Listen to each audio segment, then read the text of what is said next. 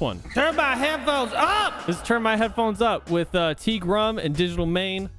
We're going to be, this is a show that kind of came out of, to be honest, everywhere. I don't know. It just, we had a, me and Grumm had a conversation. And we were talking about music, and then we started spitballing like the idea of getting together and doing like a music focused conversation, and then we, next thing we know, we're doing the show. That's true. Basically, that's basically it. That is true. That's the whole premise of this. It was like all not really a last minute thing. It was it was more like, Digi, do you want to do this thing? Awesome. And then we brainstormed for a while. We're gonna grab Digi here. Come on in. Yeah, we had like a list of names and show names and stuff, and then like, I don't know, Turn My Headphones Up. I thought of that Chappelle skit, and then I was like, that kind of aligns with like our silliness and how we feel about music, you know. Jim James. Sexy man music talk. Sexy man. R.I.P. That could have been it. It could have been it. It could have been it. But it wasn't. Music Master Debaters Theater. You know, that was a good one. I was in the top 3 at least. I did like similar vibes. That was actually like in terms of serious ones. It's actually was a good one. Another one that Leia mentioned today. She's like, you guys landed on that. What about like Pass Me the Aux or like Pass the Aux? Oh, I'm like, that's a good one too. Oh, and then we could have got like a little like, you know, like an ox, like an oxen, and then they'd be passing something. Play on words, yes. Yeah. I like the way you think. I like it. I like it. That's it. Hey, by the way, welcome everybody to the first edition of Pass Me the Ox. Grubb, it's your turn. Oh no, hold on. I gotta fix something. We're already technically solving something. That's okay. Good. This is good, or maybe not good. This is good. Yeah. This is good. Yes. This is good. Guest solo. Okay. Grumm. Yes. Hello. DigitalMayne. Hey, what's up? Hey. All right. So solo. Wow. Yeah, we got solo cams going up here. Digi's AVI works perfectly, dude. Digi's is beautiful. Look at that. Yeah. I want to see this. Yeah, pull the stream up. That looks so good. Yeah. Did so good. Look at that, dude. Crazy. Yeah, you even got the little like you got the Discord border so people know when you're talking. Wowie. You talking or chiefing or both? Both, man. Hell yeah. Hell yeah. Hell yeah. Hell yeah. So you guys know who I am maybe, but if you don't, my name's Steve, KonkyTalks. I primarily focus on talk show conversation. This is how the show kind of like manifested itself. Turn your headphones up, or Turn My Headphones Up. And Grumm ended up calling in while we were playing Animal Crossing, and we got on the topic of were on the conversation of just like talking about music in general, and he had mentioned Mac Miller, and then we had like a short dialogue about that. And then I DM'd him afterwards, and then Grumm was like, yo, we got to get DigitalMayne on this shit. And then we started like a 3-way call and just kind of talked it out. And here we are. So if you guys wouldn't mind introducing yourselves to everybody who may not be familiar with you. Grumm, you want to go first? Yeah, I'll get him. Hi, I'm TGrumm, a.k.a. Grumbubbly Maximus, Grummage, Grumpopotamus, Grumpelstiltskin, Grumpkin, Smashing Grumpkin, whatever pun you got. I stream on twitch.tv/TGrumm. I do GTA roleplay. I got a variety of characters whose voices don't match my body type at all. It's amazing, and it's good times. But I love music. Like, I just like talking about music. Hell so yeah. That's beautiful. That's beautiful. My man TGrumm, dude. And I'm Digi, a.k.a. DigitalMayne. I'm a variety caster here on Twitch. I don't stream that often nowadays because I'm trying to find myself in my place. But my variety involves rebroadcasting Konky and Grumm's content on my channel and redirecting everybody back to their channels. So if you like these two gentlemen, I'm the #1 place to go to for their promotional content for us. Content of the oh my god. Why did I do that? Yeah. But for real, man, Digi, you're the only anonymous streamer I know. Well, you're not anonymous to me. I know what you look like now. No, you don't. Yeah, I do. Unless those fake. Were those fake? Don't fuck with me. Were those fake pictures? No, it's really Wait a weird. second. Okay, well, he's a handsome boy. That. Hey, Konky's joking. He doesn't. I've got them on Discord right now. I'll do it. I'm just kidding. I won't do that. I would never. No. He's immediately sweating, dude. Absolutely not. Honestly, we just did this show so that we could reveal your identity. Yeah. We got him. All right, ladies and gentlemen, we got him. Thank you for coming out to the first ever Passing Me the Aux. Good to have you. Good to have you. Good to have you.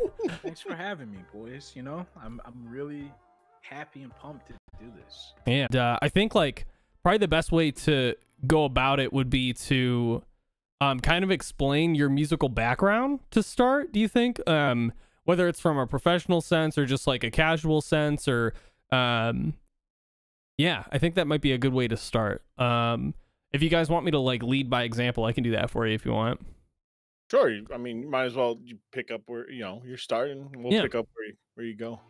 So for me, I was very inexperienced in terms of music in general. I wasn't. When I say that, I didn't really listen to anything but like what my parents had, and I didn't really like a lot of what my parents had. They listened to Bon Jovi like 24/7 and country pop, and it was terrible. And then I got introduced to Blink-182 when I was super young, thanks to my cousin. And I literally only listened to Blink-182 for, I'm gonna say, 4 years. Like exclusively. I'm not joking. Like primarily Blink, and then now CDs on occasion with like if there was a Blink song on it. So now 3 special shout out. What's my age again?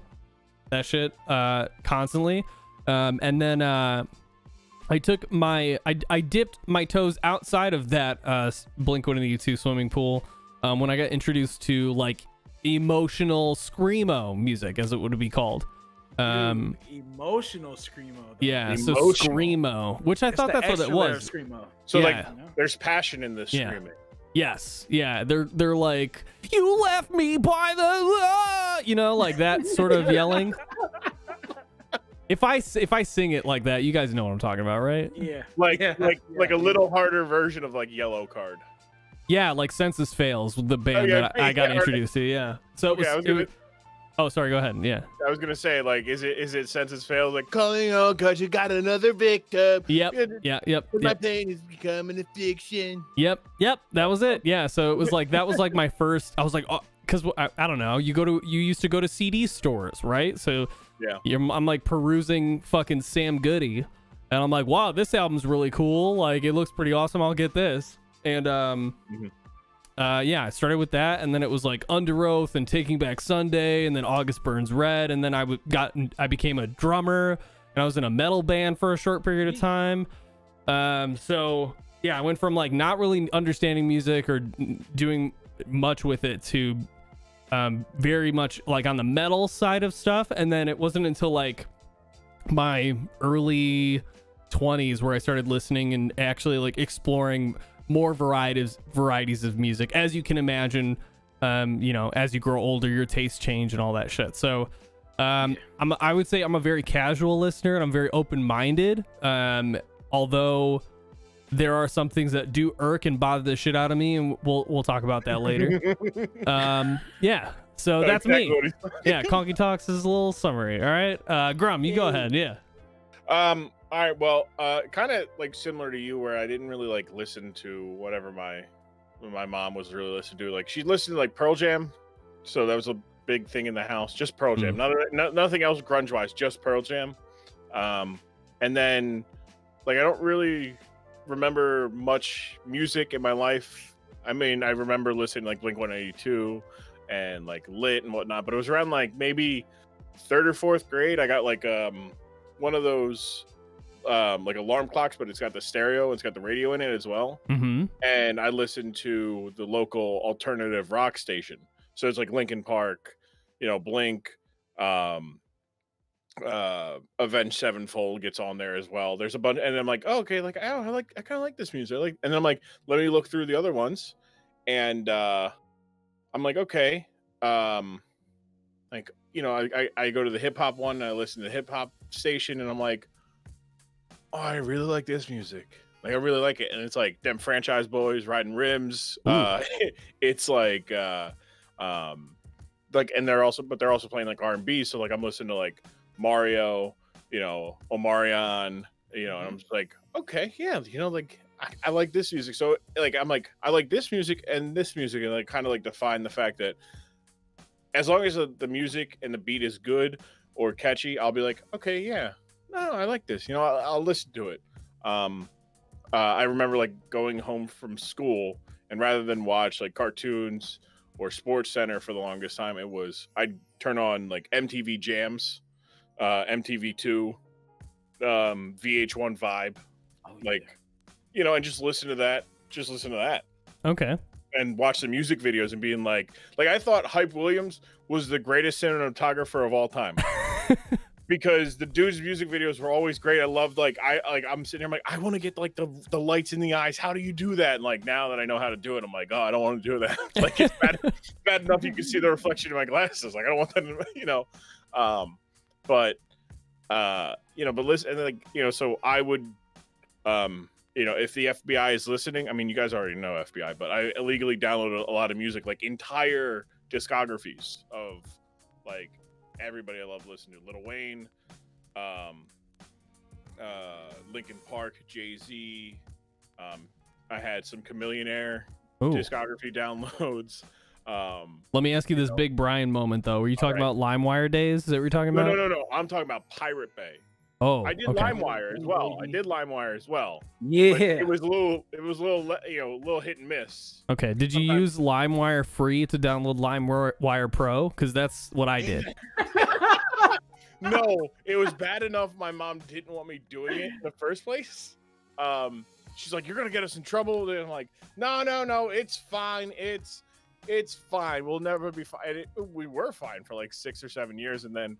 I forgot to turn off, like, what really gets you caught is like seeding it so other people can download it. Yes. And I forgot to turn that off for Garfield the movie.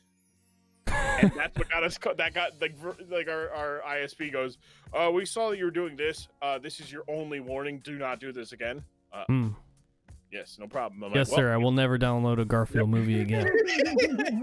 So, you know, by then, you know, like iTunes is around and, you know, I'm just like, all right, I'll just, you know, I'll go onto YouTube and just get the entire thing and just, you know, record it on my computer and then just put it into my iTunes. But yeah, so like and since then I'll just be like, and I think I was telling you this, Konky, a week or two ago, where I have playlists from like the last like 4 years, I think it is, 2016, of all the music I listened to in that year. And then I have playlists where they're like moods and, you know, so if I listen to something new, I go, all right, put this in 2020. Okay, hey, this is like, I enjoy singing this song. Like Blinding Lights gets put into my joy playlist. I'm like driving down the car. I'll be like, it's like, Blinding Lights. Yeah, you know. So yeah, that makes sense. Yeah, I feel like I am about flashlights, dude. I feel like a lot of people have like a similar sort of setup. I never was like a playlist person for me. Like I have a I've made playlists with the purpose of like it's a workout playlist or like, you know what I mean, that sort of thing. But it was like 12 songs. I don't have like a huge discography of things, but I do have friends who do that and they do share their playlists with me. And it's, you know, it's something that like I appreciate about this day and age that we're in, where like you don't have to burn a CD or whatever. It's all just literally digital, bop, bop, bop, bop, and then you've got a playlist made, you know? Did you? What about you, man? Yeah. I guess my background in music is I'm from Detroit, Motown, so like very long lineage of hit making songs in the department of soul, and it's also Detroit Rock City, so like we're big on rock music here too. I grew up as a child musician. I started when I was 7 years old. I grew up playing trumpet, drums, and piano. And I kept that going until I was a teen. And I guess when I was a teen, I became like a professional musician. And I ended up playing a lot of cool gigs around my city and around the nation. I've played in some really cool venues I guess I've even gone international too. Like, yeah, I Don't guess brag about it. I'm just kidding. a little bit. Dude, yeah, you I played deserve at to brag about it. That's amazing. Carnegie Hall and a lot of cool jazz venues and stuff around the nation. And yeah, so I grew up like I started out playing like symphonic music and learning in the church. So a lot of gospel as well. But then of course my parents had me on soul music really early. So a lot of Motown, Jackson 5, Marvin Gaye, all that beautiful music that Still came beautiful. out, you know. Oh, who you telling, man? all my life, a lot of beautiful music. And then when I became a teen, like hip hop, R&B, and jazz became like great loves for me. So like not only was I like playing like symphonic music and gospel back then, but I got heavy into jazz playing that. I got heavy into R&B and hip hop, and I would even rock out sometimes, man. You know, I'd be like Animal from the Muppets, dude, just like hitting them things, rocking out, shaking my hair. And then I'd say I kept it going until I was probably about 23. And then like, that's about the time where I was like, oh man, I'm not making enough money in music. So I decided, you know, to just like focus on trying to get a 9-to-5. But then I kind of was like, okay, I got my degree, but like, should I get like a real 9-to-5 or should I like do something else that's fun? And then I got into concert promotion for a while, and I met a lot of cool acts that way, put on a lot of concerts, been to a lot of concerts. And I think I kept that going for about 5 years. And then it didn't work out. And then I ended up just being the old guy with a degree in economics, and I was like, oh fuck it, I might as well get a real job. So I did that, but took a little time off from music. I probably didn't listen to like new music from 2012 to 2015, and then I came back in 2015 and realized that music was always my passion. So I needed to just get over whatever gripes I had with the industry, and I just fell back in love with music back then, and like, man, ever since then, just been listening to all the great stuff that's been coming out. Yeah, I guess that's just my story. Nice, man. It's a good story. That's a good story. I'm proud of you. That's awesome. I'm proud of you. I'm proud of you, but you come to me on this day of my daughter's wedding. Yeah. With such pride. Awesome. Yeah, I think that's a good start. Yeah, I mean, the album we're talking about today is Swimming by Mac Miller, and there's a few things that I guess we're gonna go over as like our impressions of the album and everything. I know this was me and Digi's first time listening to this album, correct? So I'm curious how you felt about it, your first impressions of the album, the start of this album. How did you feel about Swimming's start? Dude, like instantly set a vibe, dude, with the beat. Yeah. I was like really digging it. Oh, actually, you know what, before we get into how the album started, like just a real quick to say how I found out about Mac Miller. I found out about him probably back in, let's say, 2011, when he was on the XXL freshman class of 2011 with, you know, a whole bunch of dudes like Kendrick Lamar and YG and all that. And okay, I have no idea what that is. Yeah, so XXL is like a popular hip-hop magazine publication. Well, I guess now they're digital, like magazine, but yeah. Okay. And found out through, and like that's like a big thing. It's a big annual event in hip-hop, like to find out who are the next young guys coming up that are gonna, you know, carry the industry and the art form. Okay, and, very cool. Yeah, Mac Miller was highlighted along with Kendrick Lamar and YG, and there was some other, I can't even remember who else was in there, but like it was if Kendrick was in there, yeah. I mean, Kendrick's fucking, in there. That's a pretty good time period. I mean, if that's and the both start of those his career. guys went on to have like #1 albums and #1 records, I believe, overall on the charts. So like they definitely became huge superstars after that highlight. And yeah, so back then I originally wasn't like a humongous Mac Miller fan, if anybody can like believe it or not. But my thing with artists always is like I never crap on any artist or anybody because I realized that like people can grow in the art and they can change.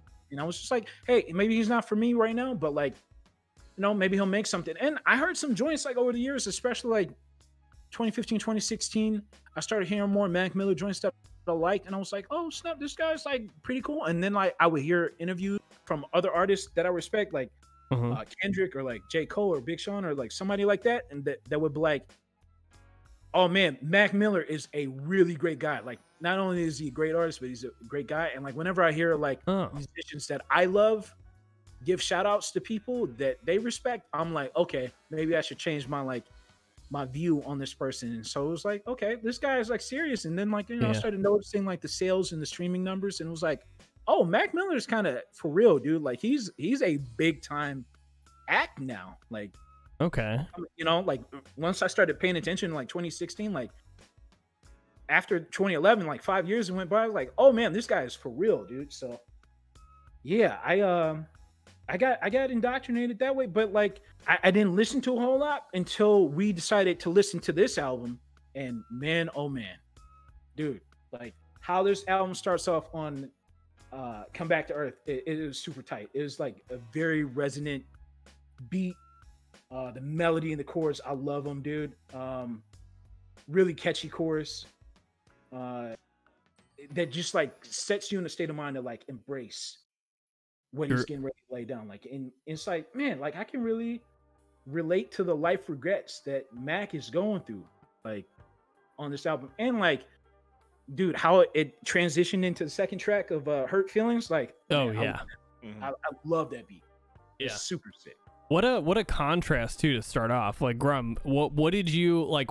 You were just saying before the show, like how you use Come Back to Earth to like recenter yourself. Like, is that how the kind of vibe I guess you would say that the album has for you there, like the start? So yeah, kind of like where you hear him talk about you know, he just kind of wants to go to some sort of alternate reality. That's the one line that keeps like, you know, keeps popping up whenever, like that's the one that always sticks out when I listen to it, because that's kind of like okay, like all right, yeah, whew, you know, like you know, you just kind of want to escape the moment. But, like the way he kind of does it in this telling of like his life story and whatnot throughout the song and the album is kind of just like, you know, my alternate reality is my present, and my past was what I wanted to escape, and I did. And I kind of said that when we were talking about it originally, Konky, was that like, you know, my first introduction to him is Knock Knock and Kids and all the young, you know, the more, you know, for lack of a better term, frat rap, where, you know, you know, it's him, Sam Adams, Asher Roth, and they're like, oh yeah, they're a bunch of, you know, they all fit an archetype of, hey, like white frat guys would love this music. Yeah, let's, you know, and of the three of them, he evolved into more than just that, and he started talking about, you know, his life stuff and exploring his own like sense of style, because like I forgot how much of this album has like just a kind of like a kind of like a jazzy kind of like, you know, where you're funk, just like, oh, you know, funk, you're just like ooh yeah, like I'm listening to it right now and like, what's the use? I'm just like, you keep you down, you know. And it's all that stuff, and that's why I kind of go back to like Come Back to Earth recenters me, because it's like, hey, breathe and reflect. That's really what that whole like the instrumentals in that, like the first line is my regrets look just like text I shouldn't send. Like that's just that lyric is just like the whole thing sends a tone of just reflecting and reminiscing about like the certain moments in the album. And I find that, and I know we wanted like some structure to this, but it might be easier just to have like a conversation around it. Because for me, as an emotional listener, like the way I vibe with the music and recognize what's happening, it seems like we dip into separate realities like you're mentioning, where like one is reminiscing, one is regret, and then another one's like being in the moment. And funny enough, like after listening to the album so much, especially with like Hurt Feelings is, to me, I mean, he talks about like I get a little sentimental when I'm off the juice, like his addiction to scissor. Sorry. Scissor. Yeah. Yeah, I mean, but that's what it is. That's what it is. He was addicted to oxycodone and Sprite or whatever it was, you know. And that the tone, that whole song, Hurt Feelings, is present, but at the same time, what I get is like a haze. Like it's one of those things where it feels like you're almost like, has anybody in, I mean, I know Grum, you don't drink or smoke, correct? No, I drink. I definitely drink. Okay, okay. No, I don't smoke mainly just because I'm not trying to hit up a 16-year-old to get some weed. Good call. Digi, you smoke, right? Confirmed. This Avatar is doing it. You know it. You know it. Digi, you smoke, right? You smoke, right? I'm all about the vibes. And, yeah. And the good energy there. So let me break this down. And I'm in a legal state, by the way, too, and so is Digi. So as far as like our states go, so like for anybody who's indulged in cannabis, the feeling that I get in Hurt Feelings is the same feeling I get when you are sharing a J, and you've mellowed out a little bit, and then you're just fucking walking. You're just going where you need to go.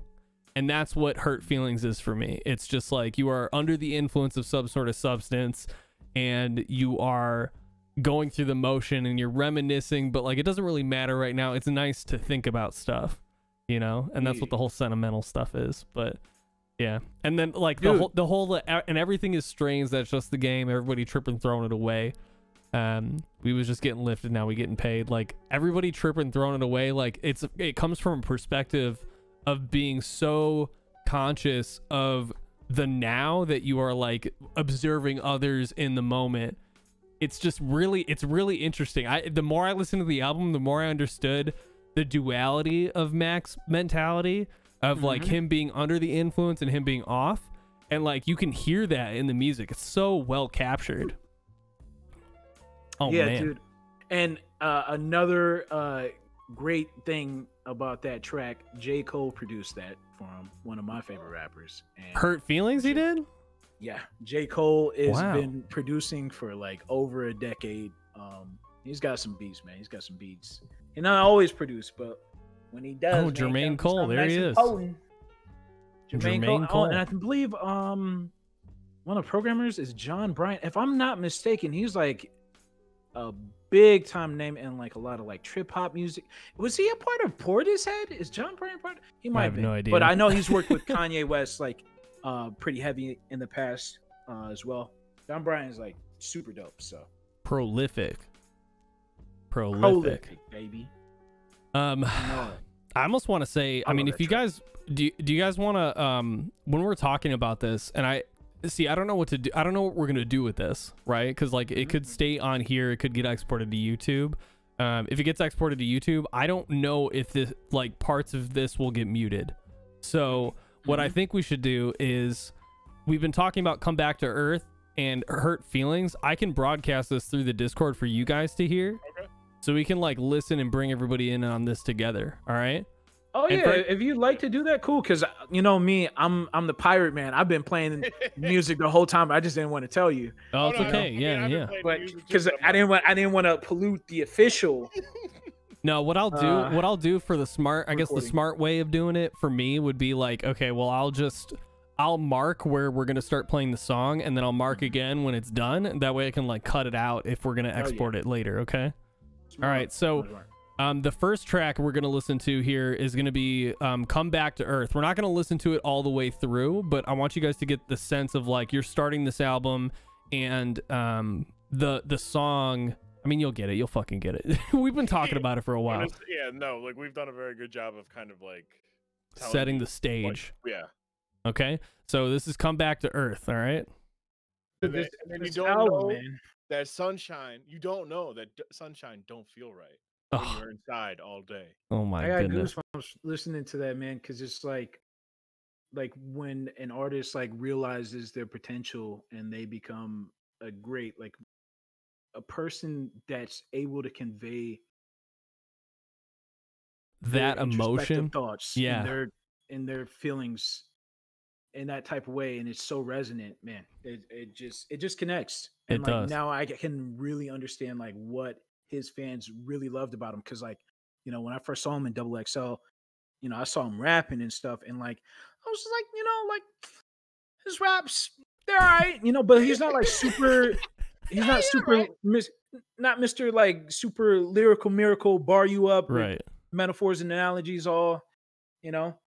Right. But you weren't But you what weren't I ready for really that appreciate maybe at him, the time, you know what I mean? Like, and I could say the same thing about me. If I listened to, yeah, well, I don't know about this. This might have been a really good introduction for rap to me, but like at 2018, that was 2 years ago, completely different person, whole new experiences, and like mhm, that whole I like when it was one thing to talk about it, like Grum was me and him talked about like what the album was and like how he felt about it, but like to what you said, it resonates so purely with all three of us, and mhm. we all have different backgrounds and shit, and it just like we all understand that when that bass line kicks in and then the added layers of synth and harmonized fucking lyrics and it gets airy, like you really do feel like you're right there with him, and it speaks to, and that's why I love the emotional aspect of music specifically, is it speaks really deeply to like these feelings of longing and reminiscing and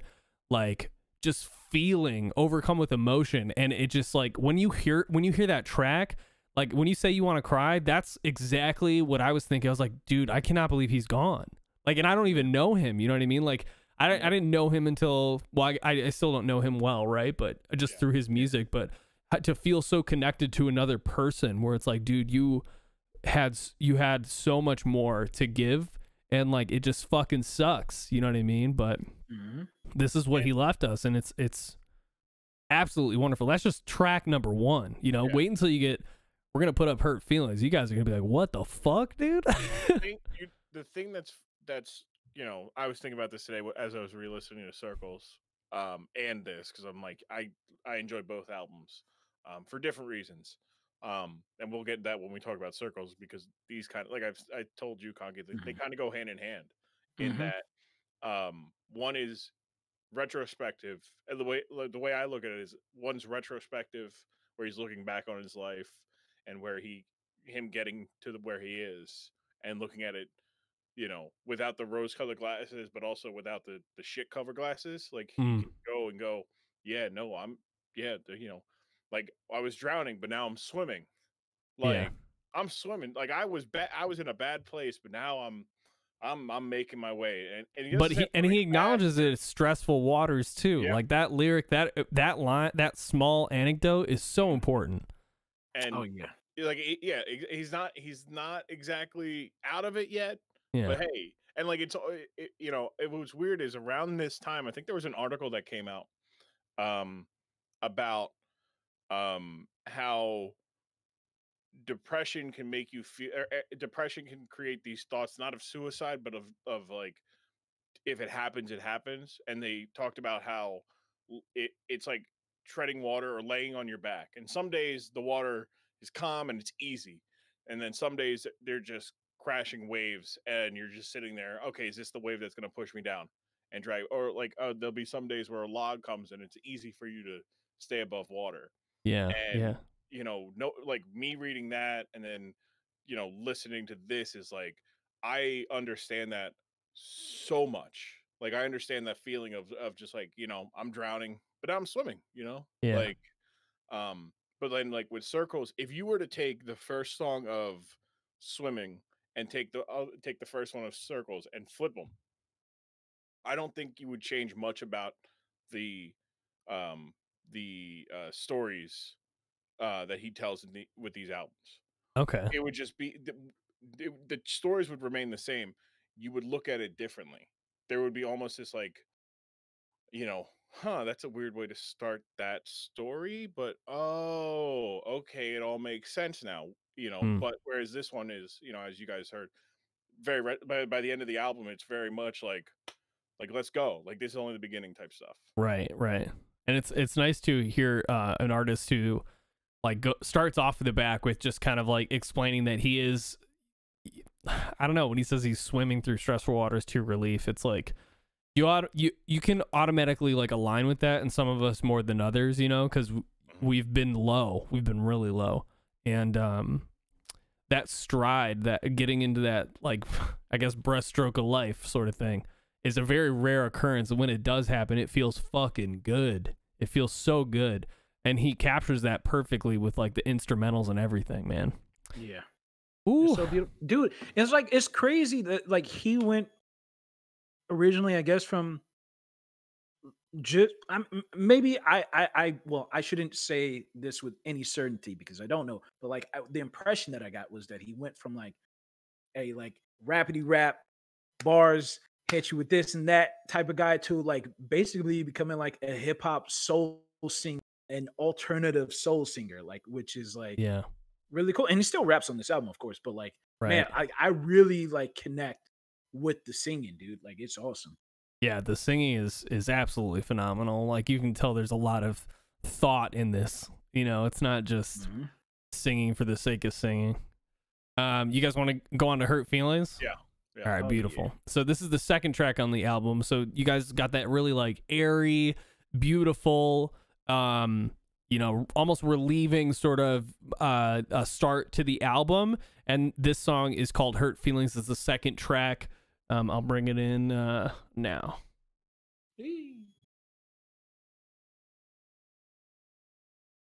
Dude, it's so good, man. The I've been getting richer, but that only made me crazy line. Like, Yeah, it's just, you know, like it's just like, yo, getting rich does not mean I'm living good. Like, right. We hear that from so many entertainers that become rich from humble beginnings. but like it's weird, right? Because you don't really hear that in their music. Like you might, but Yeah. they always talk about like whenever it's to defend themselves when people are like, well, you're acting out. It's like, man, like everybody wants my money. They don't want to hang out with me. But meanwhile, their songs or their music, they'll still be talking about how, you know, they're selling out arenas. They got everything they want. Living life is good and whatnot, which is fine. It that's what sells records and that's the music they want to make. But like it should, like, you're not they weren't really allowing themselves to be vulnerable, you know, to the idea that, yeah, this fucking, it's not great. It's, yeah, being rich is good. It makes things a lot easier, but it doesn't make thinking about the people around you all that great. Yeah, I think like during the big thing that turned me off on rap in general, especially during like, I don't know, fucking 2010 to now, there's only like a handful of rappers I can think of off the top of my head that like I really thoroughly enjoy.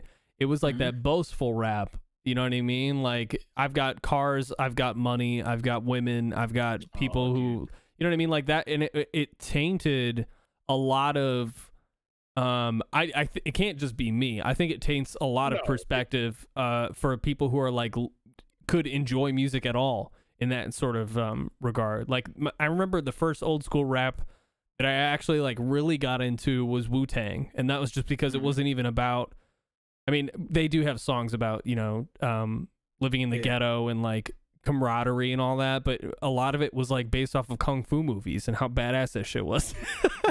You know, and that's I can align with that as a little boy, you know, but I was 22 and I was like, fuck yeah, I love kung fu, you know. So it's so interesting. It's just like this whole fucking song, man, is I don't know, it's that beat is really hard, but like it also at the same time, it's just like he's just going with the flow. Like he just, this is him swimming, you know what I mean?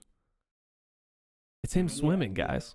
Hey, Gotti, if he can't, on the dude, note, on the note. I think you hit like a topic that I think one day in the future we should definitely hit, about like braggadocio raps and bravado raps in hip hop, I fucking love it. how that turns some people off and like how it connects with other people and why. That's gonna be like a good thing to talk about in the future. And I'm like, I mean, mark a an album for us to listen to. All right. While I talk, so you boys go ahead and take over. I mean, I love boastful rap. I love confidence.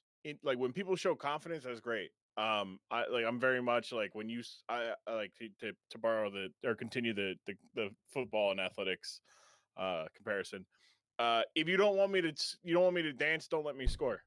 Simple as that. And you know, when somebody goes and makes, you know, some music and they make money off that music, hey, don't be mad, because if that was the case, like somebody should have been like, don't let them score. Don't, like, you'd be like, yo, like, you know, where the market kind of created this, hey, I got stuff, and everybody, and for the most part, people will relate to that music of, yeah, you're right, yeah, no, like, I got this car. I should be proud of this car. I got this car. Yeah, I don't care what I don't care what you say. And then, like, you know, and then specific to like hip hop, like I loved the terrible, objectively music wise, it was terrible, but like, you know, Dem Franchise Boys and yeah. like T.I., Young Jock, like, you know, people who are just like, I'm awesome. I'm awesome. And like, I'm good at what I do. And people like me, you know, and it's going down, you know, at the mall, it's going down, you know, in the mall, you know, like it just hit me different as a kid, because like around then I'm playing basketball. I'm listening to all kinds of music, and like, sure, you could listen to, I listened to Linkin Park before basketball games, but I also enjoyed listening to them Franchise Boys talking about how you got to lean with it, rock with it. Gangsters don't dance; they lean with rock with it. Yeah, that's true, man. And listen, I never got into it, man. I'd pass that shit up. I was like, I don't care. I'm waiting.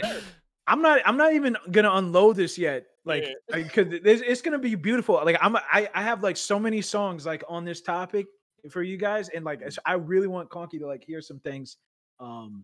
It's gonna happen in the future though, guys, because I think is a really important thing to talk about, because it transcends music to like socializing and politics and race relations and all those things. That we don't always often hear about like in our everyday lives. But to get back to Mac Miller, dude, macking all over the. Oh, okay, god damn it, it's okay. He said macking Mac Miller, and then I was like, dude, there's no way you're gonna continue that sentence without tripping up, dog. That's too much. Too much. Yeah, too much. Yeah, too much Mac Miller, dude. You can't say that many M's in a row and expect to go anywhere with the sentence. You just macking Mac Miller, mac it all over that fucking song, dog. Music with all his money. There we go. That's about it. We could hit up the third track. What's the use? That ended up being the third single off of Swimming. Okay. Yeah, it's. You guys want to go into that? It's got a little funk to it. Yeah. Okay.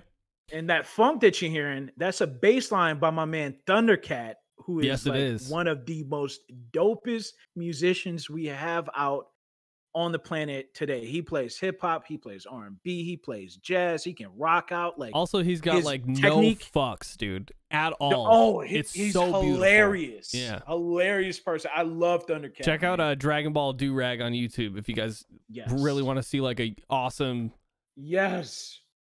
video where clearly the budget was like probably fucking what, $1,500 maybe. I don't know. It's really great. Okay, so this track is called What's the Use. It's the third track on the album. We'll listen to it a little bit. Now Rock asks us, hey, have you guys seen his NPR Tiny Desk where he plays his live? Not yet. I have. I think I told you guys to go watch his Tiny Desk at some point.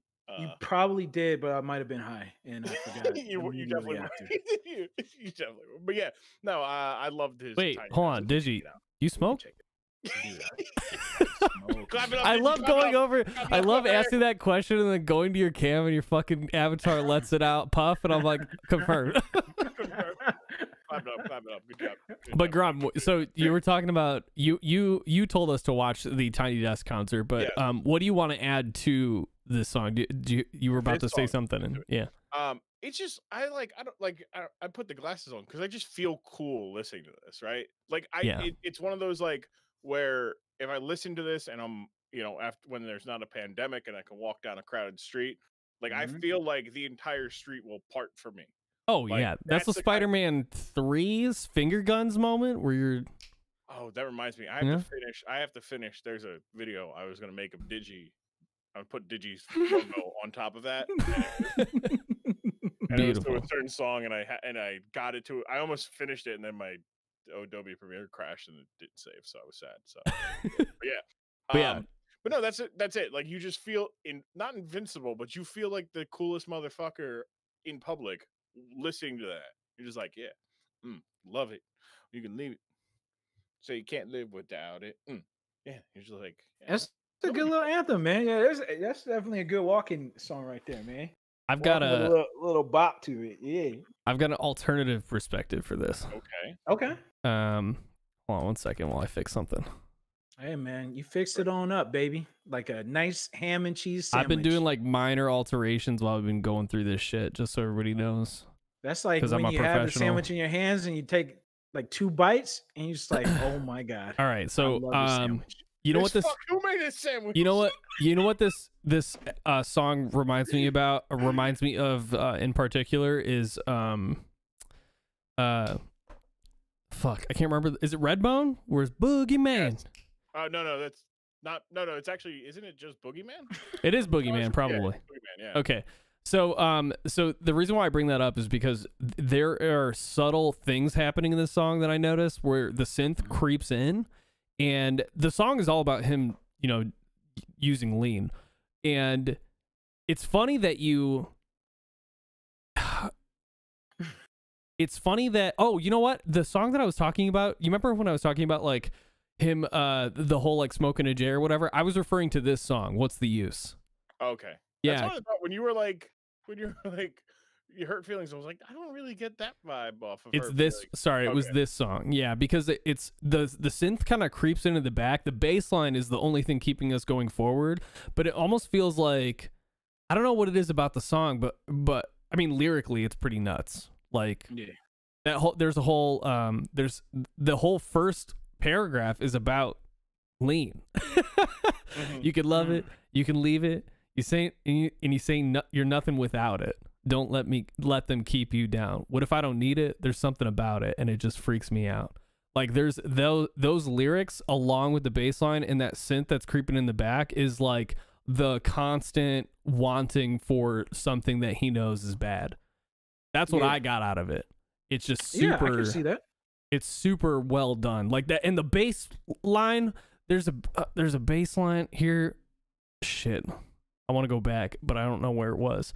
There's a few freestyle bass lines from Thundercat coming in there, and I'm like, oh shit, he's coming back up. It really does a good job of like.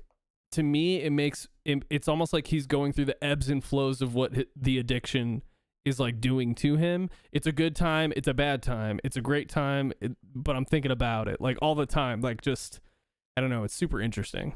Digi, what do you think about this song, dude? I know what you're gonna say about Thundercat. Dude, I'm with you guys 100%. This is incredible, man. Like, because it starts off with like a simple bass line that you can just like nod your head to, and then you have those improv moments from Thundercat, and he's like one of the absolute best bass players in the world. Like, I don't know if anybody see him play anything that's up tempo and like super technical, but like his technique with his fingers, the way that he could stretch his fingers and like do, man, it's incredible. It's incredible, dude. Like I can't even.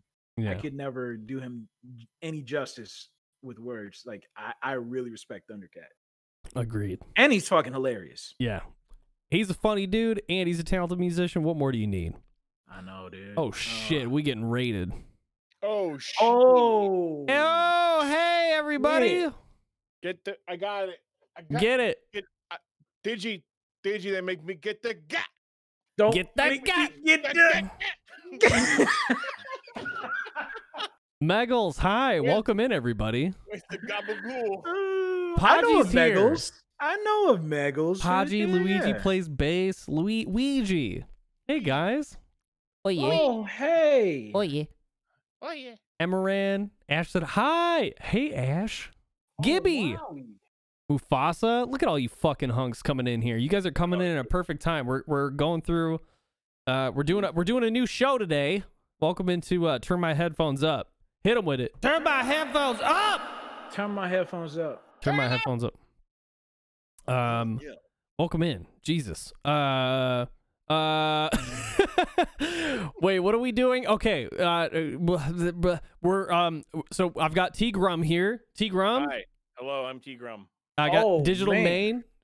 Hi, it's me, your boy Digi. It's me, your boy KonkyTalks, with the Big Brian. Big Brian. We're doing a show called Turn My Headphones Up, and we're going through Mac Miller's album Swimming, which came out in 2018. And we just finished the song What's the Use, and we're just kind of going through the song or through the albums and picking some songs to listen to for a bit, and then we talk about it. So we've been enjoying this quite a bit. So I hope you guys do too. Megals, hope you had a great stream. I don't want to detract too much from the show, so we're just gonna get back into it. Sound good? Beautiful. So Now, can we go to the big single off this album that got a music can we, video? I love Perfecto, but Self Care is the Oh. one that, Self-care? Oh, Okay. you already know, dude. Self Care is so good. But I personally Tell him, Grub. Tell him. I personally like 2009 more, but Self Care, it's just so good because it's one of those songs that like midway through it just changes up tempo on you, and you're just like, It does. oh, is this a new song? And they're like, oh, this is what he means by self care. Yes. Yes. Yes. Yeah, Konky, play that. Let's hit that shit. Okay. Turn my headphones up, Konky. Turn my headphones up, baby. All right. It's actually perfect because I turned your guys' headphones up by doing it on my end. There you go. We found the meaning. Okay. Self-Care by Mac Miller, track number 5. You know how we were talking about having goofy like little things like rating system and whatnot. This was the champion. This was the champion track. Champion track. Album. Beautiful. I'm glad you have that. I'm glad you have that handy, dude. It's champion track. Okay, Self-Care gets the champion Grumm track. I like 2009 more. Like 2009, personally, it just vibes with me more. But this song, from a production standpoint, from just like a mood, like, you know, it's like you said, it's 5 minutes long, but it doesn't feel like it at all. No, it feels like it starts a new track when the tempo change happens, but it fits so well with like the original, like 3 minutes or whatever, you know. Yeah, and then like you know, you get the Self-Care, and then he's just chilling in oblivion, and it's just like, wait, did he just, you know, and like part of it, like it's weird in looking back in hindsight that he passed away on an overdose, but like that's how far he was taking his self-care, was to the point where he's just passing the fuck out. Yeah. In oblivion. And it's like, whoa. Yep. Yeah. It's both. I don't know, man. After so many songs of like wondering if he was talking about a substance or like a love, you know what I mean? You realize it's sort of it's both, especially with like the musical changes. He's talking about a lot of things, right? Yeah, like that whole. I mean, I'm sure you can.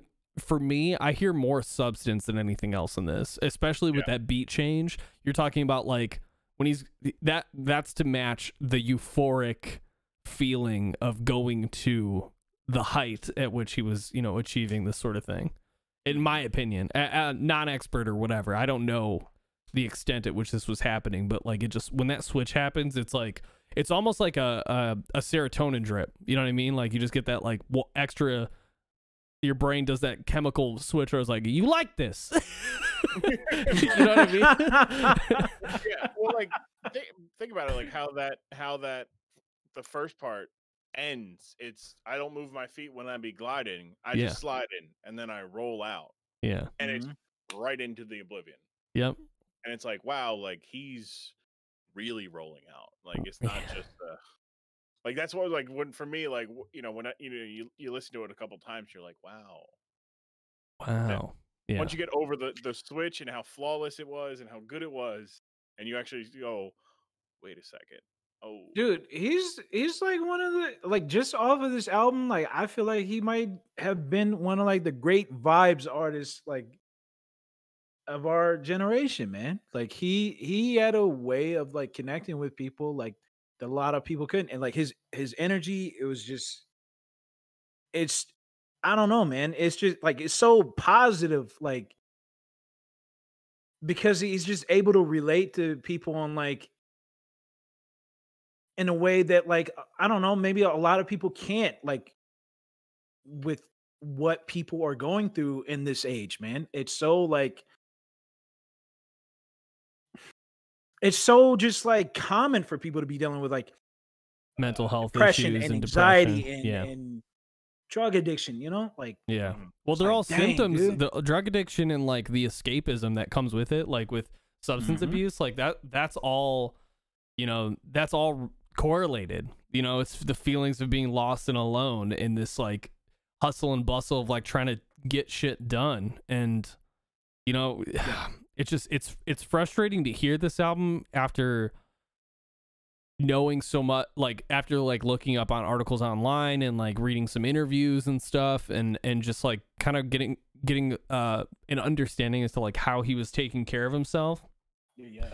Because I don't know, it's selfish for us, right, to want him around still, but like he lost himself in all of this shit, and a lot of it, I mean, that we can talk a little bit about the overdose, but that fentanyl is a huge fucking problem just in general. You know what I mean? Like that's something that like wasn't around, at least I don't think so, for like, what was it, not even 2 years ago, like 2016, 2015, 2014. I'm sure there was overdoses, but it wasn't like commercially available or killing fucking Prince, you know what I mean, or whatever. So it's crazy to hear.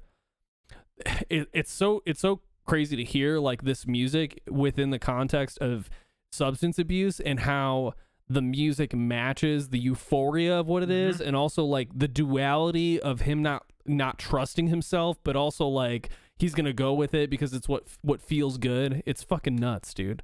It's so crazy. This whole album is like up and downs, just like it would be for anybody who's doing any sort of substance abuse. I think with that, maybe we go on to the next track, unless you guys got anything else. I was gonna ask Digi, because Digi brought it up, the music video for Self-Care. The only music video from this from the album. So go ahead, Digi. I'll let you, because you're the one, you feel You're like watching it. Like you have a lot of thoughts about it. Dude, it's crazy. So like they the director Christian Weber used like a play off of a famous scene from Kill Bill, like when she's in the coffin and like trying to break out, like she's been buried alive, and you know, she's got to punch her way out, like punch her way through the coffin and then through the soil and dig her way out. And like Mac Miller ends up doing that as like the song transitions into Oblivion, man. And he comes out, he's wearing white pajamas and he's dirty as fuck because he's got all this dirt over him.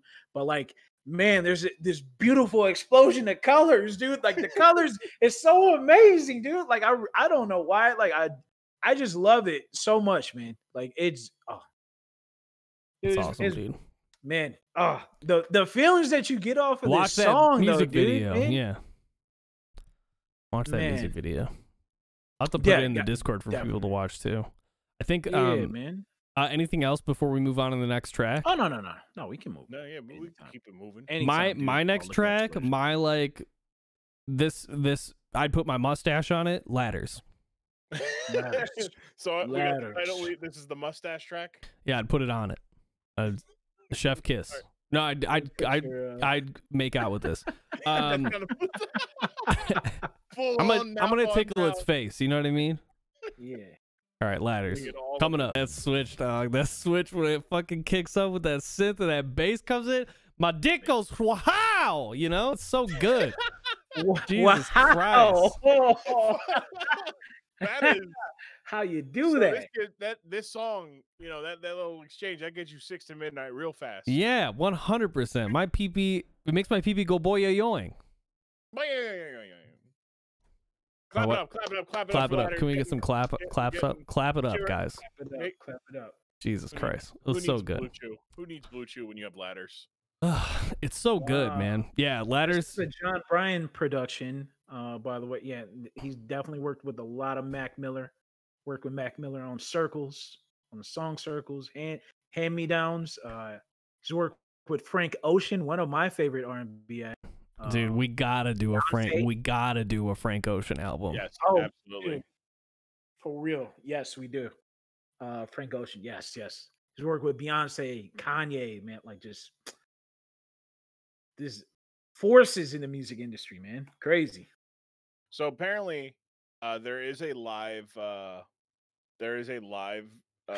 performance of this one. It was his last televised appearance before his death, and he did Ladders on the Late Show with Stephen Colbert. So if anybody would have wanted to see him perform that live, but it was with the in-house band, John Batiste and then Stay Human. So Beautiful. throw that out there. Good to know. I'm gonna watch that later. Yeah. Ooh. Y'all want to wait till later and stuff. I'm over here at Pirate Radio. Yeah. Right now. Yeah. Did you put that in the group because I want to watch it as well. Yes, But so going back to Ladders, this one. Why is this getting the mustache ride?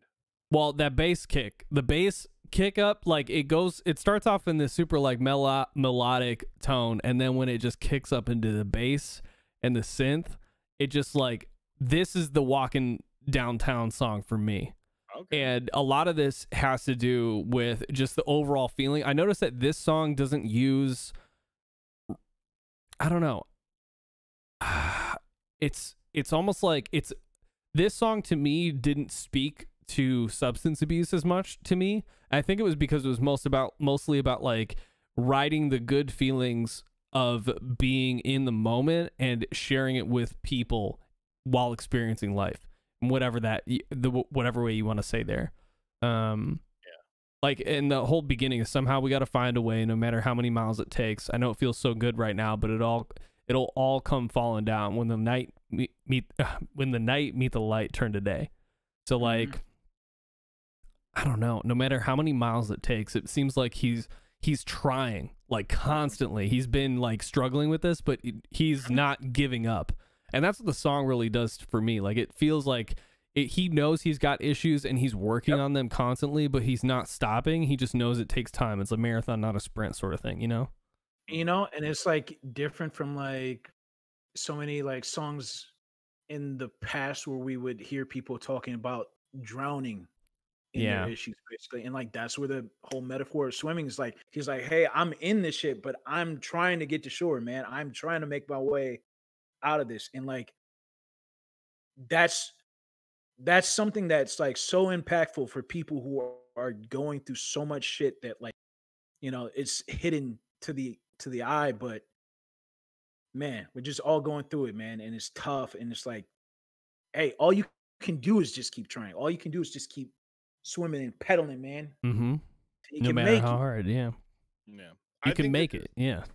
This is the point where for the entire album for me switches that feel from like, hey man, I got problems. Like he spends the first 5 of the 6 songs saying I got problems. Drugs help me get away from things. Yeah. Mm-hmm. And Ladders is the first one, like you said, that doesn't really talk about how that's how he gets feeling good. He's like, hey, I gotta work on this. I gotta get there myself. I can't rely on other things, and no matter how many miles it takes, got to find a way. Right? Mm-hmm. And it kind of sets a tone for the rest of the album, even though not like from a musical styling or even a tone or a vibe, but just from like a message standpoint of like this. It's gonna be, hey, all right, now we look back, right? I said everything that's bad about me right now, but we're gonna look at where I am now, and now we're gonna look at where we were, and we're in a much better spot. Mm-hmm. Yes, sir. Yeah. Well, I'm gonna maintain. I'm staying so high. I put the ladder all the way up till we touch in the sky. Hey, you're dead wrong. You love in a lot. You in love with a lie. All I want to do is free your mind. I don't know. It just seems like he's talking to himself. You know what I mean? Dude, he is. This whole album is like showing people, hey, like this is what I do to like cope with what I'm dealing with. It's like a mantra. You know what I mean? This whole fucking, these last 2 lines. Yeah. See the bigger picture when it's beneficial. Loving how quick she blow the whistle when you run out of time. So weird, dude. Yeah. It's a Well, very small world. We don't fuck with the size. I love that fucking line. It's so good, dude. And the next song is actually is titled "Small Worlds," which is like I don't know if that's intentional, but it's just like Dude. thematically, it's very tying. He might have been psychic, dude. He might have known that like the next song on the album was gonna Maybe. be Well, based on how people talked about Mac, like he was super particular about a lot of things that like otherwise most people wouldn't be. So I wouldn't be surprised. A lot of high achievers are in life. Well, like I said, I think this is like his retrospective where he kind of takes a look at himself and he put it out there for everybody. Like, oh, this is me writing a letter to myself, basically saying, look, this is reading the letter you wrote when you were 7, and you put it away and you see it when you're 30. Yeah. And you look at it and you read, for some, you read a 7-year-old desperate to find meaning in life and feel loved. Yeah. And you look at it and you go, and you look around, and you're like, fuck, I did everything I wanted to achieve when I was 7. I am loved, I have true friends, I do this. And like, this is where I feel that, like I said, kind of starts to go. Now he's getting, he read the paper. Yeah. Right? He read the letter to himself. He read it and all this stuff. Now he's looking around and I'm gonna put that ladder to the sky. Fuck it. You can't stop me. It's really like cerebral. This is one of the songs too, where like lyrically, it's a lot of rap like in there, and you don't really get much of that prior to it. There's snippets of it, you know what I mean? But like in between, you get these really like floaty, almost like he's under the influence of a substance, and it takes him away from that. And then he's like, this is him like sober, actually understanding, like living in the moment and really looking at himself like that. Super cool. What's the next track you guys want to go to? Let's see what we got. And for me, just personally too, the first half of the album really stuck with me. The second half, I couldn't really like grasp, except for 2009 and So It Goes. The ending of that, like, I don't know why I liked it so much, but it just, I think it was because it's so synthy and like it's almost like it's close to like what a farewell would be, but it's not so much a farewell as it is like we're gonna be back sort of thing. Like we're learning and growing and flying away, Yeah, I like Small Worlds. Like it's another song that from the album that I just like. I listen to it. I'm just like, yeah, this is good. Like I don't know, like we don't really have to go over it, but like the world is so small till it ain't. I'm building up a wall till it break. Let's let's listen to it and then talk. Yeah. Maybe we'll have like a minute or less to talk about it. But if it's let's hit it up. All right. And that's why like it goes back into the whole hey man, like sure, being rich is lonely, but can't complain. I'm in a 5-star hotel. Yeah. To me, it's a weird duality of like, yeah, he's got everything, but he's also dismissing the fact that like he doesn't have anything to complain about because his problems are real, dude. That's like the one thing that I think a lot of people do in general is they dismiss where they're at mentally because of like what they should be grateful for, but that never allows you to address the things that you're anguishing over. You know what I mean? So I'm wondering, like, this song, I actually forgot about this song because it's so different from everything else. It's the acoustic, the clean guitar. Yeah. Like, it's just, everything else is this, funky vibe, and this one just is like, slow it down. A conversation. We're gonna sit down, and like, there's the second verse is, no need for shame. I got more peace at slow speeds. Go beat the game, young control freak. It's cold in my veins. I'm below freezing snow season. They know they know that I so need my space. Don't want to grow old, so I just smoke in case.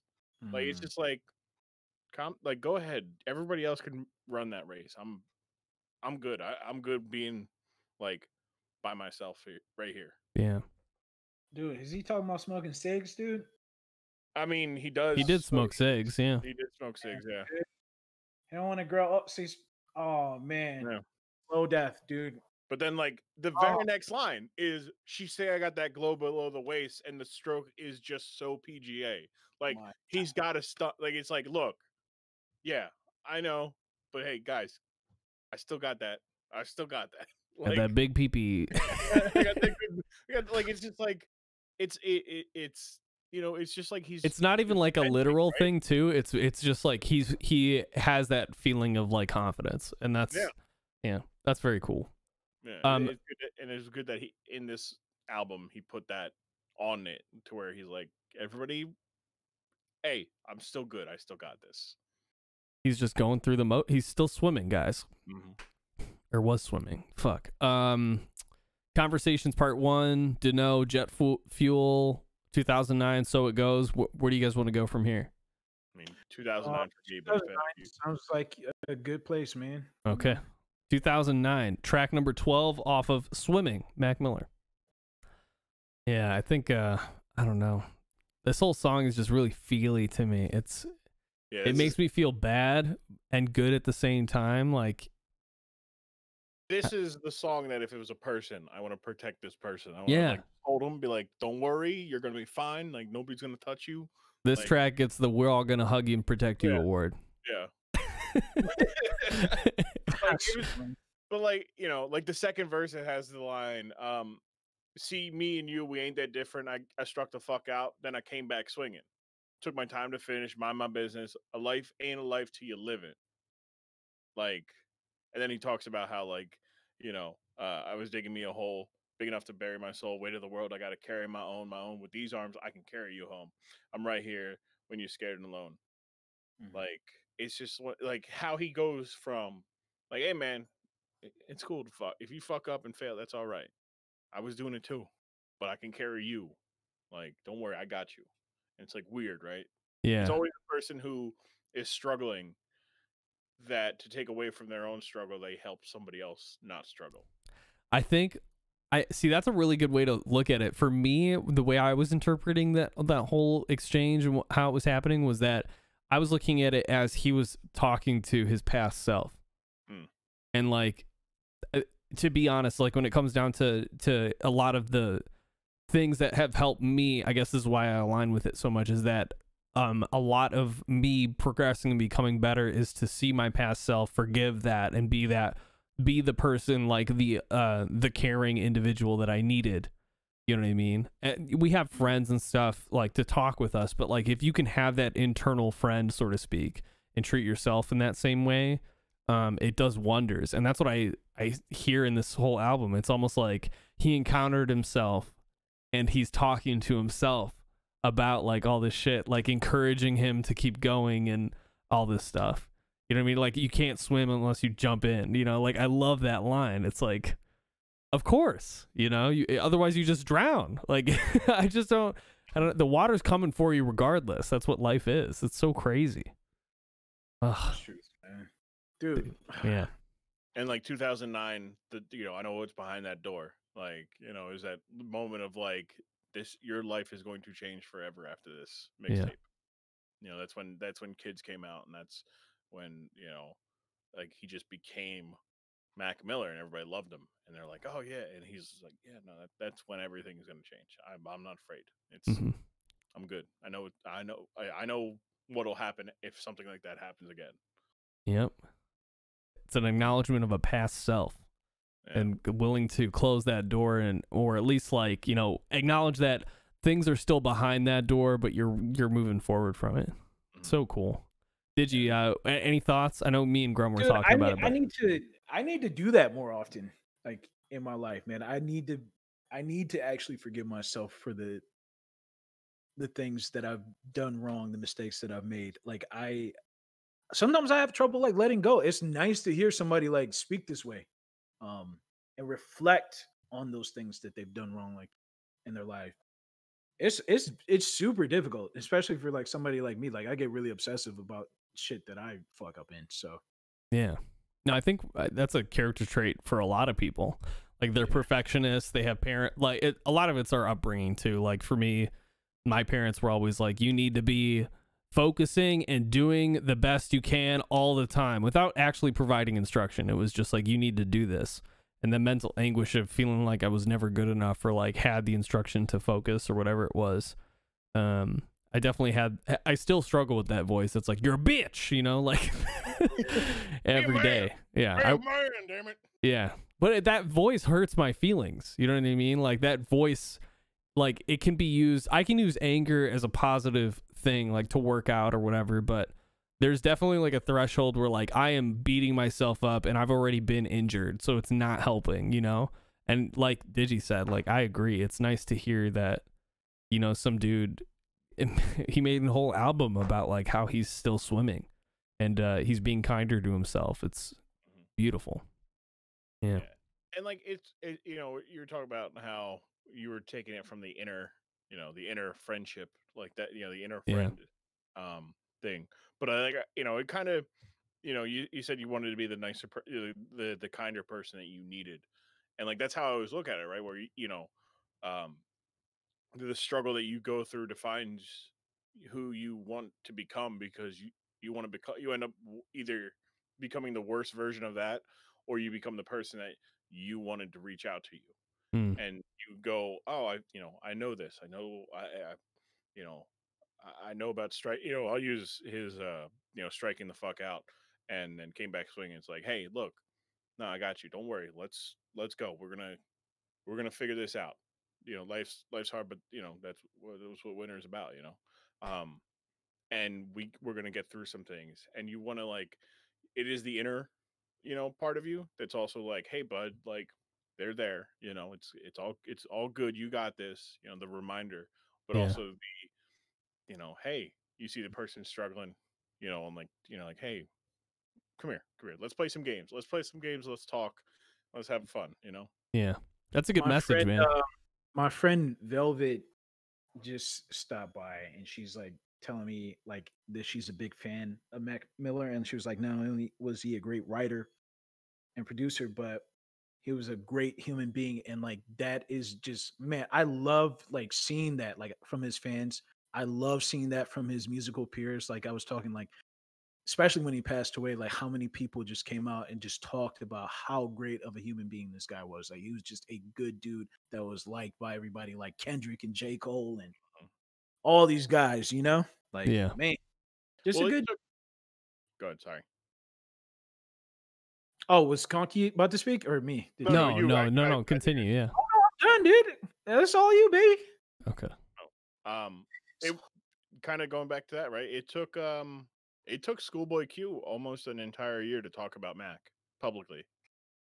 Like he didn't do any interviews because he knew that eventually the topic of his best friend dying and like how that affected him, like he didn't talk to anybody until he talked to Charlemagne. Wow. You know, and they're talking about it, and you know, Schoolboy's like, that's my guy. Like, no, like everything else, he goes, no, that's my guy. Like, that's not a was, or you know, he used to be. That is my guy. He goes, you know, I'll do anything for that guy. You know, like, you know, his family is my family, and like their friendship was like a bro. It was not a friendship. It was a brotherhood, and like he's on like they're having the interview on like at night on like a rooftop deck, and you know they're getting real vulnerable, and he's just like, you know, I used to fuck around and do all that stuff, but you know we stopped, and you know we both had some struggles, but like he's like, I can't, you know, because I can't, you know, I can't have his mom bury another son, like type stuff. And it's just like, you know, you see that that's the kind of person that Mac was, that this guy who really for no reason other than music, their lives would have probably never intersected. That's so And nuts. he became he became a brother, where he's thinking, I need to protect my life because I don't want my other mom going through something like this. Wow. Dude, I'm all right. So now that we're this deep in, I can actually say something like a little bit controversial, or maybe might rub somebody the wrong way. Like when a lot of people might not know this about me, I'm black, right? So like, What? No, I come from hip hop culture, right?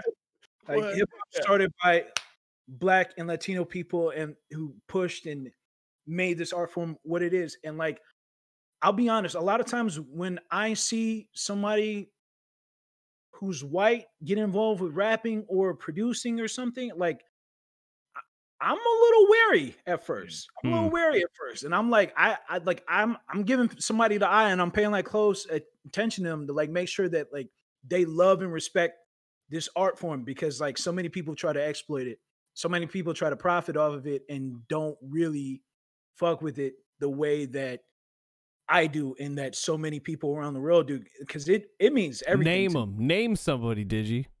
Sam Adams. Tekashi 6ix9ine. Fucking. I'm not. He's fucking clown shoes. We're talking about a nice guy. I'm not even gonna talk about that other person. Early Asher Roth. but back to my point. It's like super important for me to like find that, hey, like when somebody gets involved with this like art form that we started, that they love and respect it. And it's great to see that Mac Miller really did love and respect hip hop, and everybody that came before him, all of his peers and stuff. And like, man, he's just a great dude, man. Agreed. Like. I mean, if anybody's word I'm going to take for it, it's going to be Kendrick, just because like as a surprise white person. What? Oh, you're white. It's a reveal. Fuck. Jesus Christ. First I find out Digi's black and now you're white. God. Oh, God. How did I lose all my subs on Twitch instantly? God damn it. No, but as a person who definitely has fucking white privilege and came from I came from a immigrant family who started off very not fortunate and then worked their way up to being fortunate. I had no any perspective whatsoever on any realm of like living in the ghetto or gangs or anything like that. All of that is given to me through documentaries and social media, and thank God not the fucking news, because fuck the news. They just want people to be afraid. And Kendrick, I think he was the first artist that I ever listened to where like I was just so fucking taken aback by the and I don't want to spend too much time on this, but I just want to talk about how much I respect Kendrick Lamar as a white dude who had no clue as to like what sort of life existed outside of my own. He showed me a life literally like through an entire album that I never would have thought that would have been possible. It's so crazy. What was that? Mad City, I think it was. Yeah, his first album that where like he actually got Good Kid, Mad City. Good Kid, Mad City. Yeah, that whole album, like the conversations with his mom and his dad, and like the driving in the van, everything. Like, voice acting was so good. Like everything about it was just like so great. Like we're to piggyback, like when in Mad City when he was back when I was 9, Joey packed a 9. Like he's a 9-year-old carrying heat. Like that's and that's where like I can't, like I can you say, fathom? No, I can't. Like sure, like I have a deadbeat dad, a single mom, multiple kids. We grew up, we didn't stay in places for too long, maybe a couple years, if that. My mom was always taking new jobs to try to get better life for her kids. She took out loans for us to go to school. Like there's all the things that like, is there, but also I'm also white. Like again, shocker, right? Oh, dude. Fuck, dude. We're not gonna. This is the last episode of. But like, this is the last episode. Look, I'm happy we made it to 15,000 episodes of Ask Me the Ox. But no, like, but like the thing is, like, no matter what, right? Nobody sees that struggle. Like, and I have stories where I got profiled because I'm white, and somebody thought it because I was white and I was wearing a polo that I came from, very rich privilege and not the base of just like basic white privilege. I just have the basic package, not the premium package. But the, like I can't relate to that kind of struggle. I can't relate to, I had to deal drugs as a kid to make money so that we didn't get evicted. Right. Or we had to all snuggle up. Like I'll use like Kanye West Roses when he's talking about all the kids are in one bed. Yeah. Like, there's 6 kids to one bed. Like that never had to go that far. I had bunk beds. I never had my own personal space, but I didn't have to share it with 7 other people. I just had to share it with, 1 or 2 other people. But that's Quick just the drug amount of deal. respect we have for Kendrick Lamar. And if Kendrick Lamar says he's got respect for somebody, I'm like automatically, okay, I trust you. You know. You guys want to go through this last track so it goes? Yeah, let's do it. Okay, this is gonna wrap up our talk for Mac Miller's Swimming. And I saw that Fat Crack Rock. I appreciate that. Really fucking cool. You guys are starting the series with Mac Miller. Yeah, crack. And you got a Sequisha sub. All right, Oh, yeah. hey, let me just sec hi you really quick. Sec hi, baby. Wait, can I do My that? dude, Sequisha's a quality human being. Yeah, I fucking All right. love that guy. So it goes. where I'm from. Yeah. Oh, dude, fucking this. And then the next album just being Circles. And do you guys want to do Circles next? I think that's a must. Okay. I'm down. Right now, can we listen to the first track of Circles? Oh shit. Okay. Oh, this man wanna. He wants to get in. I want you guys to understand, like when I say like the two starts are very similar, but they change how you look at the same story. Like, Okay. this is where it comes into where Circles. This is title track of Circles. It is when you see it, like I don't know how you guys like when you guys listen to music. I visualize in like a music video, right? So like I'm envisioning him like Mac sitting at a table, just saying this. Like it's not much of a song. It's more of a kind of like a kind of not a mantra, but like it's just like him talking to himself a little bit. Okay. Yeah. And I think Circles would be a nice little taste for you two to get into this and be ready to be like, all right, like let's do this, you know. Oh, dude, I'm down to Did taste you ready? You ready? it. I'm down to taste it, man, because like I haven't eaten enough today. Okay, let's fucking do it. Circles coming at you. First track off of the album Circles Deluxe 2020. Yeah. Beautiful. This is a smart title. Yeah. Because it's like, man, like all the shit that people like go through with mental health and all the life stressors and everything that we're dealing with, man. It's like you try so fucking hard and then it's like shit, you just go right back around to like where you were at, you know? And we have all these ebbs and flows that do this shit, man. Sometimes it's just like you feel like you make so much progress and you fall back down and you just like fucking fall hard, you know? Like I always imagine like that, like when I listen to that, I just imagine it's like almost like Mac talking to himself is like, hey, this is what it looks like right before you fall, you know? But also the thing, you know, where he's just like, do whatever you like. It's kind of like, hey, however you think you can beat this is fine, but you're going to end up right back at the start of the line. So is he like?